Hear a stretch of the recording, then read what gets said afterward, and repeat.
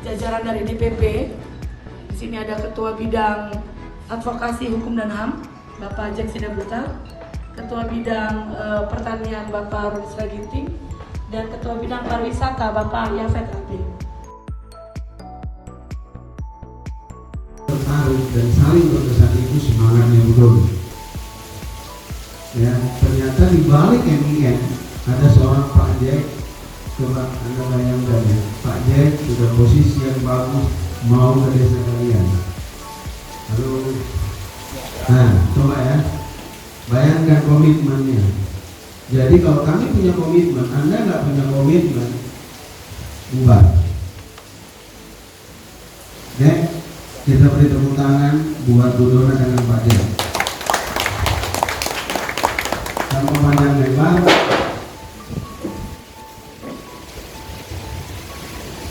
bendera pun dengan Bu Dona takut dia jatuh. Oke ya, teman-teman. Ya, nanti kita akan terus, Pak Andre, kita berkembang nanti lewat Zoom, Pak Andre ya. Karena kalau kita memaparkan program itu nggak mungkin, karena nanti kita berkelanjutan. Ya, saya cuma meminta, ya, habis ini Bu Dona akan tutup rumah-rumah yang ada di sektor perkotaan. Dan Depok sekali ini misalnya perkebunan yang dikelola oleh Belanda pada waktu itu. Jadi artinya dipergunakan hukum tanah karena mereka juga berhubungan dengan orang-orang lain, dan juga kita waktu itu masih dalam perjanjian, jadi mereka menggunakan hak tanah tadi ya. Nah, tetapi setelah kita merdeka ya, 17 Agustus 1945, dan tepatnya yang menyangkut tanah ini adalah pemerintah sudah menerbitkan suatu undang-undang yang kita kenal dengan Undang-Undang Pokok Agraria, yaitu tanggal 24 September tahun 1960.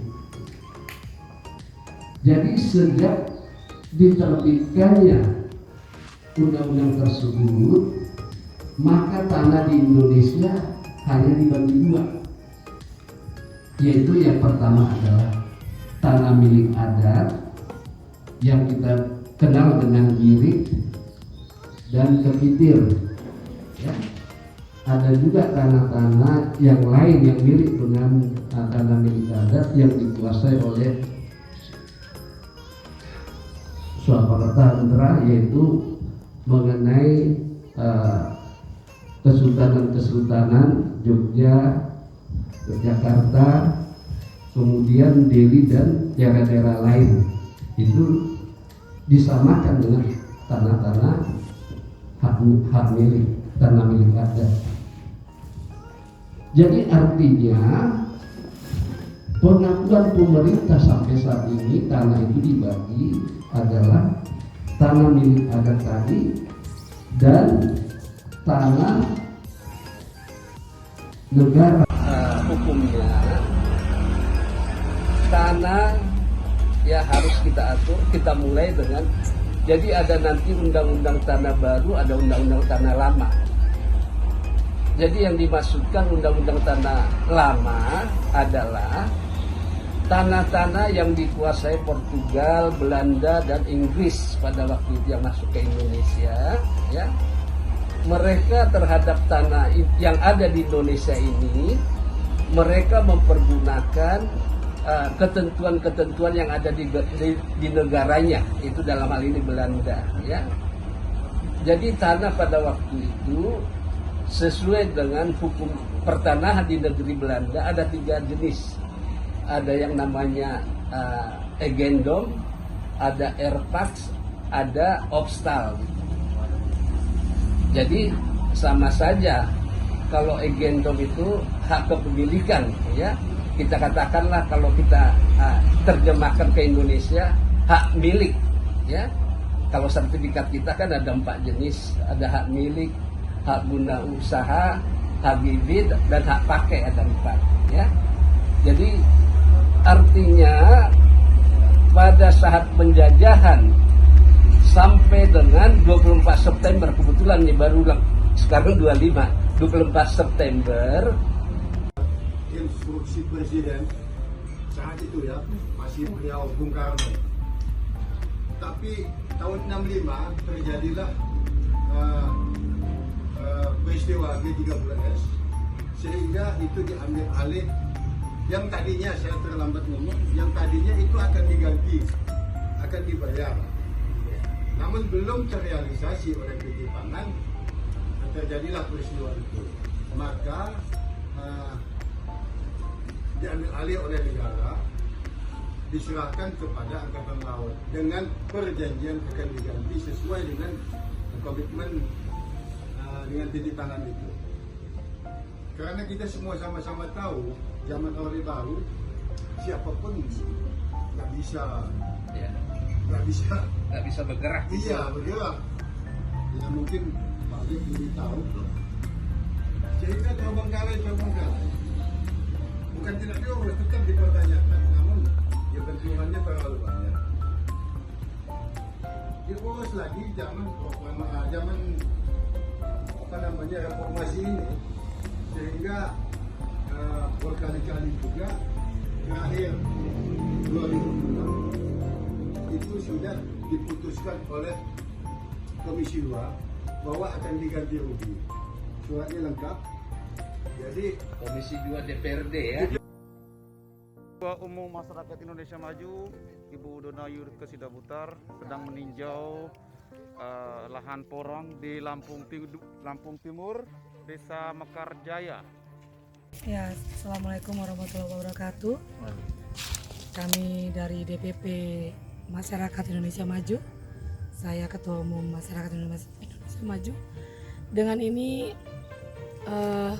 sungguh bersyukur bisa hadir di daerah Provinsi Lampung. Di belakang kita adalah lahan porang, yang mana kami sangat mendukung program Bapak Jokowi untuk membudidayakan porang sebagai ketahanan pangan kita, dan kiranya dapat bukan hanya di Lampung tapi di 22 provinsi yang kami miliki MIM, dan dapat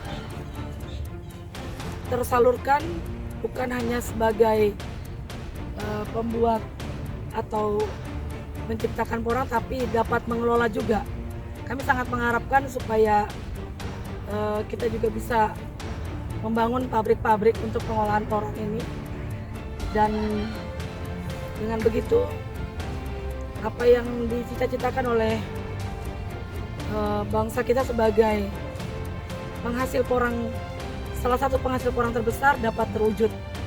Adapun metode yang kami miliki atau yang MIM buat